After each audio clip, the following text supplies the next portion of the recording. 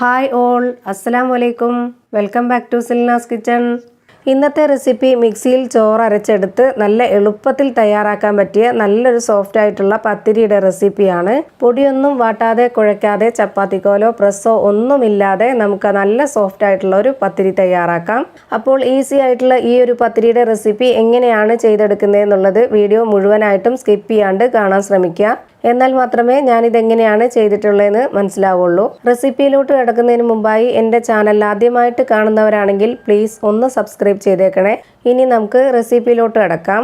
ആദ്യം തന്നെ ഞാനിവിടെ ഈ ഒരു പത്തിരി തയ്യാറാക്കാനായിട്ട് ചെറിയൊരു മിക്സിയുടെ ജാർ എടുത്തിട്ടുണ്ട്. ഇതിലേക്ക് 250 ഗ്രാം അളവിൽ ചോറാണ് ഇട്ട് കൊടുക്കുന്നത്. ഏതരിയുടെ ചോറായിരുന്നാലും കുഴപ്പമില്ല. ഇനി ഇതൊന്ന് നന്നായിട്ട് അരച്ചെടുക്കണം. അതിനായി ഞാൻ ചോറെടുത്ത അതേ കപ്പിൽ തന്നെ ഒരു 1/4 കപ്പ് പോലും തികച്ചില്ല, അത്രയും കുറച്ച് വെള്ളമാണ് ഞാൻ ഇതിലേക്ക് ഒഴിച്ചു കൊടുത്തിട്ടുള്ളത്. വെള്ളം കൂടുതലായി കഴിഞ്ഞാൽ ഈ ഒരു പത്തിരിയുടെ പരുവം തെറ്റിപ്പോവും. അതുകൊണ്ട് വെള്ളം കൂടുതൽ ഒഴിക്കാതെ അരച്ചെടുക്കാൻ നോക്കുക. ഇനി ഇതൊന്ന് അരച്ചെടുത്തിട്ട് വരാം. ഇപ്പോൾ ഞാനിത് നന്നായിട്ട് അരച്ചെടുത്തിട്ടുണ്ട്. ഇനി ഈ ചോറ് അരച്ചെടുത്തതിൻ്റെ പരുവം ഞാൻ സ്പൂണിലൊന്ന് കോരി കാണിച്ചു തരാം. ഈ ഒരു പരുവത്തിൽ വേണം ചോറ് അരച്ചെടുക്കാൻ. ഇതുപോലെ നന്നായിട്ട് ചോറ് അരച്ചെടുത്താൽ മാത്രമേ നമുക്ക് പത്തിരിയും നന്നായിട്ട് കിട്ടുള്ളൂ. ഇനി ഞാനിതൊരു പാത്രത്തിലേക്ക് മാറ്റുവാണ്.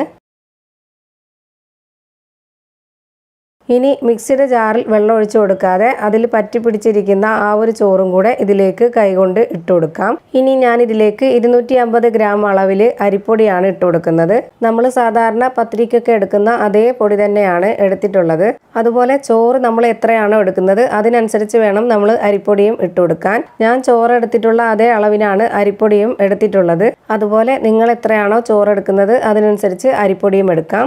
ഇനി ഇതിലേക്ക് ആവശ്യത്തിനുള്ള ഉപ്പിട്ട് കൊടുക്കാം. ഇനി ഇത് കൈവച്ചിട്ട് നന്നായിട്ട് ഈ ചോറും അരിപ്പൊടിയായിട്ടൊന്ന് യോജിപ്പിച്ചെടുക്കണം. ഇതുപോലെ നന്നായിട്ട് യോജിപ്പിച്ചെടുത്തതിന് ശേഷം കുറച്ച് വെള്ളം ഒഴിച്ചു കൊടുക്കാം. ഇതിലേക്കിപ്പോൾ ഇത്രയും ഒരു വെള്ളം ആവശ്യമായിട്ട് വന്നിട്ടുണ്ട്. ഈ ഒരു കപ്പിൻ്റെ 1/4 കപ്പ് പോലും എടുത്തിട്ടില്ല, അത്രയും കുറച്ചാണ് വെള്ളം ഒഴിച്ചു കൊടുത്തത്. ഇത് ഇനി നമ്മൾ സാധാരണ പത്തിരിക്കൊക്കെ കുഴച്ചെടുക്കുന്ന പോലെ തന്നെ കുഴച്ചെടുക്കേണ്ട ആവശ്യമില്ല. ഇതുപോലൊന്ന് മാവ് കറക്റ്റ് ചെയ്ത് ഉരുട്ടിയെടുത്താൽ മതി. ഇനി നമുക്ക് കുറച്ച് കയ്യിൽ എണ്ണയോ ഓയിലോ ഒന്ന് പുരട്ടിയതിന് ശേഷം ഇത് ഇതുപോലെ ഈ ഒരു വലിപ്പത്തിൽ ബോൾസാക്കി എടുക്കാം. ഈ ഒരു വലിപ്പത്തിലാണ് എല്ലാ മാവും റെഡിയാക്കി എടുക്കുന്നത്. ഇനി ഞാൻ ഇതുപോലൊരു ബോർഡ് എടുത്തുകൊണ്ട് ഇതിലേക്ക് കുറച്ച് എണ്ണ ഒന്ന് സ്പ്രെഡ് ചെയ്ത് കൊടുക്കുന്നുണ്ട്. ഇനി നേരത്തെ റെഡിയാക്കി വെച്ചിട്ടുള്ള ആ ഒരു മാവ് ഇതുപോലെ വെച്ച് കൊടുക്കുന്നുണ്ട്. എന്നിട്ട് നമ്മുടെ കൈയുടെ ഉൾഭാഗം കൊണ്ട് ഇതുപോലൊന്ന് പരത്തി കൊടുക്കുക. ഇത് നമ്മൾ പ്രസ്സിലൊന്നും പരത്തിയെടുക്കേണ്ട ആവശ്യമില്ല, അത്ര പോലും ബലം കൊടുക്കണ്ട. ഇതൊന്ന് കൈവച്ച് ഇതുപോലെ ചെയ്യുമ്പോൾ തന്നെ കറക്റ്റ് ആയിട്ട് കിട്ടും. സാധാരണ പത്തിരിയുടെ അത്രയും നല്ല നൈസാക്കി പരത്തണ്ട, ഇത്രയും ഒരു കട്ടിക്ക് വേണം എടുക്കാൻ. ഇനി ഇതൊരു കറക്റ്റ് ഷേപ്പായിട്ട് കിട്ടാൻ വേണ്ടിയിട്ട് ഞാൻ ഇതുപോലെ ഒന്ന് കട്ട് ചെയ്തെടുക്കുന്നുണ്ട്. ഇതുപോലെ തന്നെ ചെയ്തെടുക്കണമെന്നില്ല, കൈകൊണ്ട് പരത്തിയതിന് ശേഷം ചുട്ടെടുത്താലും മതി. ഇതുപോലെ ഒരെണ്ണം റെഡിയാക്കിയതിന് ശേഷം ആ ഒരു ബോർഡിൽ ഒന്നുകൂടി എണ്ണ സ്പ്രെഡ് ചെയ്തതിന് ശേഷം വേണം അടുത്തത് റെഡിയാക്കി എടുക്കാൻ. അപ്പോൾ നമ്മുടെ ചുട്ടെടുക്കാനുള്ള ആ ഒരു മാവ് റെഡി ആയിട്ടുണ്ട്.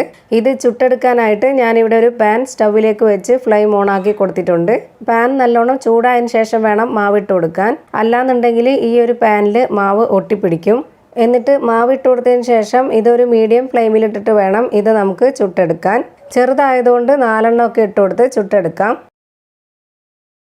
എന്നിട്ട് 1 മിനിറ്റിന് ശേഷം ഇതൊന്ന് തിരിച്ചിട്ട് കൊടുക്കാം. ഇനി ഈ ഭാഗവും 1 മിനിറ്റ് വെന്തതിന് ശേഷം ഇത് വീണ്ടും തിരിച്ചിട്ട് കൊടുക്കണം. ഇനി ഇതൊന്ന് വെന്ത് വരട്ടെ. ഇപ്പോൾ ഈ ഒരു ഭാഗവും കൂടെ വെന്ത് കിട്ടിയിട്ടുണ്ട്. ഇനി ഇതൊന്നുകൂടി തിരിച്ചിട്ട് കൊടുക്കാം. സാധാരണ നമ്മൾ നന്നായിട്ട് പരത്തിയെടുക്കുന്ന പത്തിരി നല്ലോണം പൊള്ളി വരും. ഇത് നമ്മൾ ചോറൊക്കെ ചേർത്ത് കൊടുത്ത് പച്ചവെള്ളത്തിൽ ചെയ്തെടുക്കുന്നത് കൊണ്ട് തന്നെ ഇതിന് ഇത്രയും മാത്രമേ പൊള്ളി വരുള്ളൂ.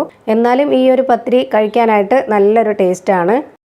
ഇപ്പോൾ ഈ പത്തിരി എല്ലാം വെന്ത് കിട്ടിയിട്ടുണ്ട്. ഇനി ഇത് ഓരോന്നോരോന്നായിട്ട് മാറ്റാം. ഇതേപോലെ തന്നെ എല്ലാം ചുട്ടെടുത്ത് മാറ്റിയിട്ടുണ്ട്. ചുട്ട് വെച്ചിട്ടുള്ള ഈ ഒരു പത്തിരി ഞാനിപ്പോൾ കയ്യിലെടുത്ത് ഇതുപോലെ ആക്കി കാണിച്ചു തരാം. ഇത് രാവിലെ ചുട്ടിട്ട് വൈകിട്ട് വരെ ഇരുന്നാലും ഇതുപോലെ തന്നെ നല്ല പോലെ കുഴഞ്ഞിരിക്കും. അപ്പോൾ നമ്മളെ സിമ്പിളായിട്ടുള്ള ഈസി ആയിട്ടുള്ള പത്തിരി ഇവിടെ റെഡി ആയിട്ടുണ്ട്. എല്ലാവർക്കും ഈ ഒരു വീഡിയോ ഇഷ്ടമായെന്ന് കരുതുന്നു. ഇഷ്ടമായാൽ ലൈക്ക് ചെയ്യാനും കമൻറ്റ് ചെയ്യാനും ഷെയർ ചെയ്യാനും മറക്കരുത്. പുതിയൊരു വീഡിയോയുമായി വീണ്ടും വരും. Thank you for watching.